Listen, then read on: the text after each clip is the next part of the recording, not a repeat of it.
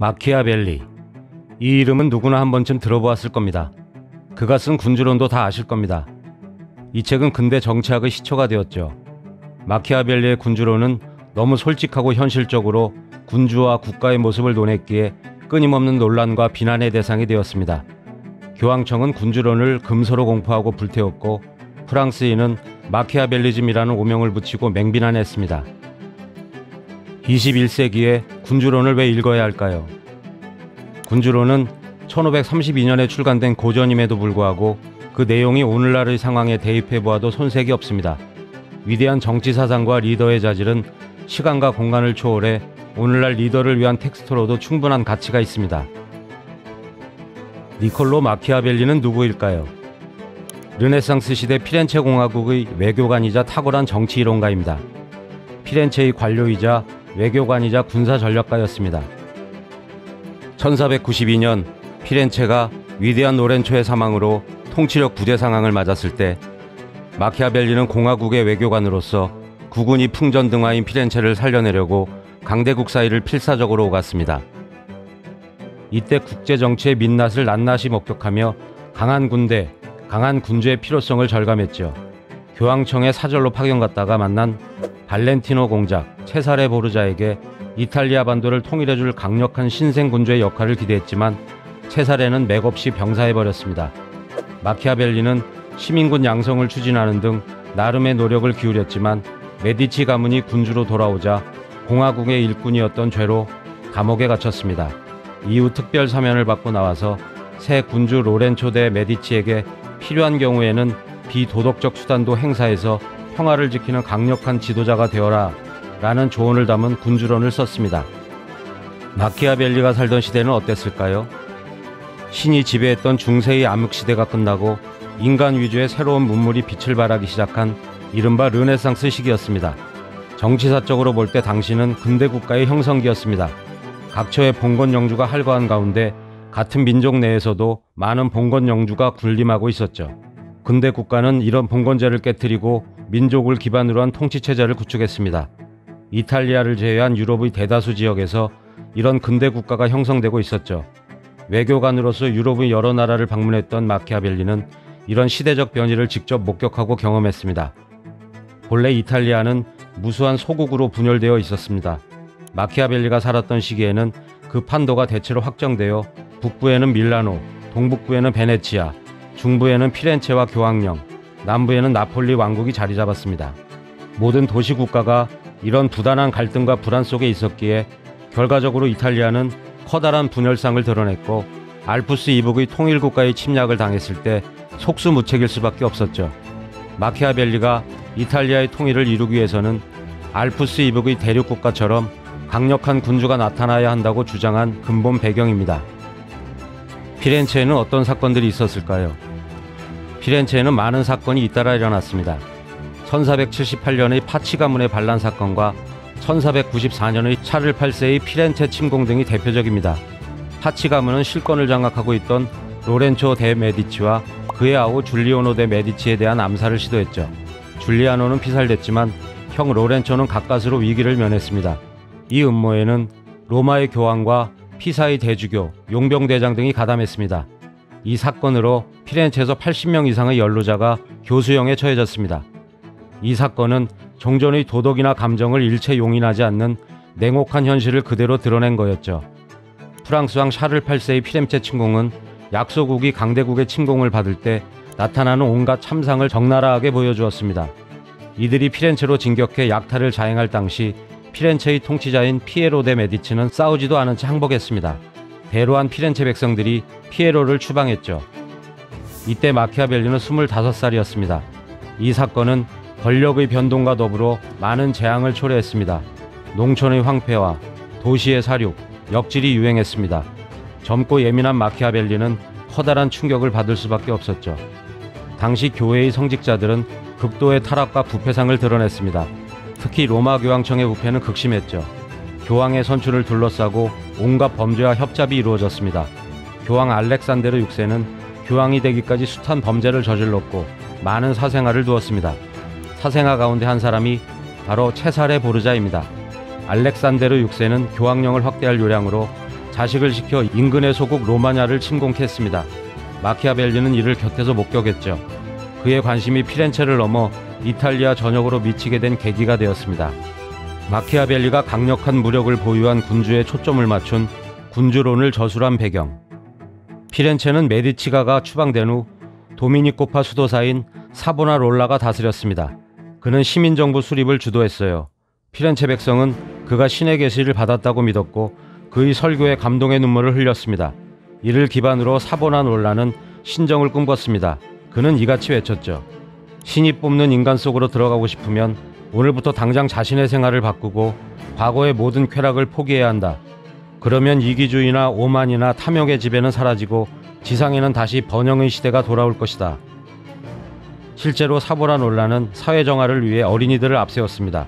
이 어린이들은 조를 짜서 동네의 풍기를 단속했어요. 사치스러운 옷을 입은 통행인이나 치장한 여인을 규탄하고 술 취한 주정꾼이나 도박사를 응징했습니다. 이교적인 서적이나 음란한 회화를 찾아내기 위해 가가호호 돌아다니며 수색을 벌였습니다. 그러나 그의 이런 개혁 구상은 이내 그의 처형과 함께 물거품이 되고 말았습니다. 교황과의 갈등, 피렌체 내부의 반발, 극심한 경제 위기 등이 원인이었죠. 그토록 그를 열성적으로 지지했던 백성들은 사보나롤라에게 등을 돌리고 앞장서서 그를 체포해 화형대로 보내고 죽은 시체에 돌을 던졌습니다. 마키아벨리는 사보나롤라의 죽음을 지켜보면서 한 가지 분명한 진리를 깨달았죠. 무력을 보유하지 못한 자는 이내 패망할 수밖에 없다는 것. 그가 훗날 강력한 무력을 보유한 군주에 초점을 맞춘 군주론을 저술한 근본 배경입니다. 오늘 군주론 1편에서는 제6장과 9장을 중심으로 살펴보겠습니다. 개혁은 혁명보다 어렵다. 군주론 제6장 17에서 19절. 새 질서를 만드는 것보다 더 어렵고 위험하며 성공하기 힘든 일은 존재하지 않는다. 개혁자는 구질서 하에서 이익을 누리던 모든 사람을 적으로 만들고 새 질서 하에서 이익을 누릴 자들은 단지 미온적인 지지만 보낼 뿐이다. 개혁군주와 미온적인 지지자들이 통상 커다란 위험에 놓이는 근본 배경이다. 마키아벨리는 군주론 제6장에서 세인들이 흔히 말하는 개혁은 혁명보다 어렵다는 진리를 언급하고 있습니다. 혁명은 반대 세력을 무력으로 제압하면 되지만 개혁은 반대파를 아우르면서 가야 하는 까닭에 훨씬 어려울 수밖에 없습니다. 마키아벨리는 제6장에서 통렬하게 말합니다. 신질서 하에서 이익을 누릴 자들이 미온적인 지지를 보내는 것은 기본적으로 구질서 하에서 법제를 일방적으로 유리하게 적용했던 기득권자에 대한 두려움에서 비롯된다. 여기에는 확실한 결과를 눈으로 확인하기 전에는 새로운 것을 신뢰하지 않으려는 인간의 회의적인 속성도 크게 작용한다. 크게 두 가지 이유를 꼽은 셈입니다. 첫째, 기득권자의 반격에 대한 두려움입니다. 기득권 세력은 늘 그들만의 리그를 벌입니다. 현대로 말하면 관피아 위에 군림하는 여야 정치권의 정피아와 이들과 연계된 유수 언론의 엄피아가 똘똘 뭉쳐 온갖 구실을 들이대며 개혁 인물의 등장을 저지합니다. 기득권 세력이 일치단결해 개혁을 가로막고 나섭니다. 기득권 세력의 반발이 강할 때는 단순한 개혁으로는 불가능합니다. 혁명적 개혁으로 맞서야 합니다. 군주의 확고한 의지와 강력한 추진력이 관건이죠. 이를 성사시키기 위해서는 반드시 백성의 강력한 지지라는 대전제를 충족시켜야 합니다. 혁명이든 개혁이든 백성의 전폭적인 지지를 얻지 못하면 이내 부메랑을 맞게 마련입니다. 마키아벨리가 군주론에서 백성의 강력한 지지를 토대로 개혁에 나설 것을 역설한 것도 바로 이 때문입니다. 둘째, 확고한 결과를 눈으로 확인한 뒤 비로소 적극적인 지지에 나서고자 하는 인간의 기본 심성입니다. 사람들은 확실한 결과를 눈으로 확인코자 하는 경향이 있습니다. 이것은 현실에 안주하려는 인간의 기본 속성을 날카롭게 지적한 것입니다. 이를 탓할 일은 아닙니다. 혁명이든 개혁이든 커다란 격변을 초래하기 마련이죠. 군주가 혁명 수준의 개혁을 강력 추진코자 할 경우에는 반드시 명확한 비전을 제시해야 하는 이유가 여기에 있습니다. 이익이 손에 잡힐 듯이 가시화되어야만 백성이 전폭적인 지지에 나섭니다. 속수무책의 처지에 놓이지 않는 방법. 군주론 제9장 3에서 5절. 귀족은 자신들이 백성의 압력을 감당할 수 없다는 사실을 깨달을 때 무리들 가운데 1인을 전면에 내세워 군주로 삼는다. 군주의 보호하에 자신들의 욕망을 충족시키려는 속셈이다. 백성들 역시 귀족에게 대항할 수 없다는 사실을 깨달을 때 무리들 가운데 1인을 전면에 내세워 군주로 삼는다. 그의 권위를 방패로 자신들의 이익을 지키고자 하는 것이다. 마키아벨리가 말하는 시민 군주국은 공화국과 군주국의 중간 형태입니다. 여기에 시민은 공화국의 시민과 다릅니다. 시민 군주국의 군주는 세습 군주가 아니라 자신의 자질과 운에 의해 보위에 오른 자를 뜻합니다. 최고 통치권자를 추대하여 옹립하기는 하나 공화국이 아닌 경우가 바로 시민 군주국에 해당합니다. 요즘으로 치면 제왕적 대통령을 선출할 경우 이와 비슷한 유형이 될 것으로 짐작됩니다. 21세기의 관점에서 보면 군주론의 귀족은 입법부를 중심으로 한 정피아와 사법부와 행정부의 중추를 이루고 있는 고시 출신의 관피아들입니다. 후진국형의 전관예우 관행이 버젓이 통용되고 유전무죄, 무전유죄의 풍자화가 나도는 현실이 이를 방증합니다. 그들이 볼 때 5년 단임의 대통령은 지나가는 과객에 불과할 뿐입니다. 최고 통치권자가 사정의 칼날을 휘두르면 죽은 듯이 엎드린 채 폭풍우가 지나가길 기다리면 됩니다. 정년이 법적으로 보장되어 있고 공무원 연금이 누적 적자가 아무리 클지라도 혈세로 이를 메우게 되어 있기 때문입니다. 말 그대로 철밥통입니다. 끼리끼리 해먹는 관계와 정계의 이런 한심한 그들만의 리그를 혁파하지 않는 한 선진국으로의 진입은 불가능합니다. 마키아벨리가 시민 군주국을 예로 들어 귀족 대 백성의 도식을 제시한 것도 바로 이 때문입니다. 지금의 대통령에 해당하는 최고 통치권자로 선출된 시민 군주국의 군주에게 권력 유지의 요체가 어디에 있는지를 분명히 알아야 한다고 경고한 것입니다. 마키아벨리가 볼 때 시민 군주국의 군주는 세습 군주국의 군주와 달리 백성을 적으로 둘 때 가장 위험합니다. 백성이 절대다수를 차지하고 있기 때문이죠. 그가 백성을 적대 세력으로 둘 경우 군주는 스스로 보호할 길이 없게 된다고 역설한 이유입니다. 반면 적대적인 귀족들로부터 자신을 보호하는 일은 그리 어렵지 않다고 보았습니다. 그들은 소수에 지나지 않기 때문이죠. 21세기 대통령제의 최고 통치권자들도 귀담아 들을 만한 얘기입니다. 시민 군주국의 군주가 맞닥뜨렸을 때 생각할 수 있는 최악의 상황은 백성들로부터 버림받는 경우입니다. 이때 군주에게 적대적인 귀족은 군주를 버리고 직접적인 공격에 나서기도 합니다. 마키아벨리는 기본적으로 귀족들을 간사한 자로 보았습니다. 제9장에 나오는 다음 구절이 이를 뒷받침합니다. 귀족은 나름 앞날을 내다보는 안목이 있고 매우 교활하다. 자신들의 이익을 지키기 위해 늘 앞서 움직이며 이기기를 바라는 쪽에 줄을 서는 이유다. 군주는 늘 백성 속에서 살아야 하지만 귀족이 없을지라도 능히 살아갈 수 있다. 언제라도 원하는 바에 따라 자기와 간직을 주거나 빼앗을 수 있는 권력을 지니고 있기 때문이다.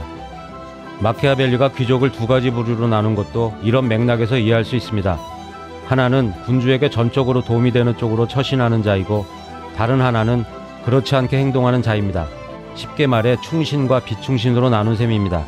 사적인 탐욕이 없고 오직 군주에게 헌신적인 충신의 경우는 응당 크게 예우하고 소중히 여겨야 합니다. 그렇다면 비충신은 어떻게 대처해야 할까요? 마키아벨리는 제9장에서 두 가지 경우로 나눠 각기 다른 해법을 제시했습니다. 첫째, 소심하거나 기백이 없어 충성을 표하지 않는 경우다. 이들에 대해서는 탁월한 능력을 지녔을 경우 좋은 자로 적극 활용할 줄 알아야 한다. 나라가 번영할 때는 군주를 명예롭게 하고 군주가 역경에 처할지라도 이들을 두려워할 필요가 없기 때문이다. 둘째, 야심을 품고 충성을 표하지 않는 경우다. 이는 군주의 이익보다 자신의 이익을 더 중시한다는 징표이다. 이런 자들은 늘 경계해야 하는 것은 물론 마치 공개적인 적을 대하는 것처럼 두려워할 필요가 있다. 이들은 군주가 역경에 처하면 군주를 파멸시키기 위해 온갖 짓을 다할 것이기 때문이다. 마키아벨리는 비충신을 다시 능신과 간신으로 나눈 뒤 능신은 적극 활용하고 간신은 크게 경계해야 한다고 주문했습니다. 그렇다면 소심하거나 기백이 없어 충성을 표하지 못하는 자들 가운데 탁월한 능력을 지니지 못한 자는 어떻게 대해야 하는 것일까요? 그저 그렇고 그런 이른바 용신에 대해서는 구체적인 언급을 하지 않았습니다. 그러나 능신을 두고 군주가 역경에 처할지라도 크게 두려워할 필요가 없다고 언급한 점에 비춰 이들 용신의 경우는 크게 신경 쓸 대상이 아니라고 간주한 거겠죠?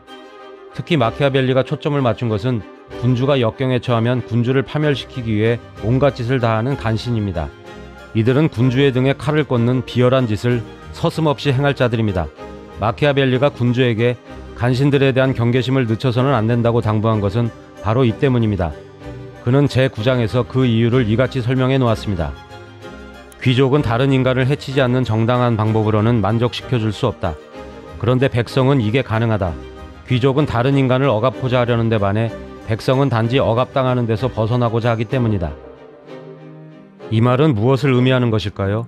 귀족들 대부분이 자신들의 욕심을 채우기 위해 백성의 재산이나 이익을 강압 내지 사기적인 수법으로 강제로 취해왔음을 시사하는 거겠죠. 간혹 백성의 이익을 위해 헌신하는 명군이 등장키도 했지만 그런 명군의 출현은 가뭄에 콩나듯 했습니다. 대부분 당파 이익에 매몰된 용신 내지 간신에 둘러싸인 용군 내지 암군이었습니다. 마키아벨리가 권력을 유지하기 위해서는 백성의 지지가 절대 필요하다고 강조한 것도 바로 이 때문입니다. 귀족의 전횡으로 인해 군주가 허수아비로 전락하거나 정권 내지 왕조를 빼앗기는 것을 막고자 한 것입니다. 그렇다면 백성의 지지를 얻는 구체적인 방안은 무엇일까요? 마키아벨리는 제9장에서 이같이 설명해 놓았습니다. 군주가 백성의 지지를 얻는 방법은 상황에 따라 달라지는 까닭에 어떤 고정된 원칙이 존재하는 것은 아니다. 그러나 분명히 말할 수 있는 것은 반드시 백성을 자기 편으로 잡아두어야만 한다는 점이다. 그렇지 않으면 역경에 처했을 때 속수무책의 처지에 놓이게 된다. 마키아벨리는 고정된 원칙은 존재하지 않으나 어떤 상황이든 반드시 백성을 자기 편으로 잡아두는 게 필요하다고 언급했습니다. 21세기의 관점에서 보면 대략 여론을 늘 군주에게 유리한 쪽으로 이끌라고 주문한 것처럼 보입니다. 오늘 마키아벨리 군주론 1편 영상은 신동준 박사의 책 난세학 내용을 참조했습니다. 오늘 영상이 도움이 되셨다면 좋아요와 구독 버튼을 눌러주세요. 감사합니다.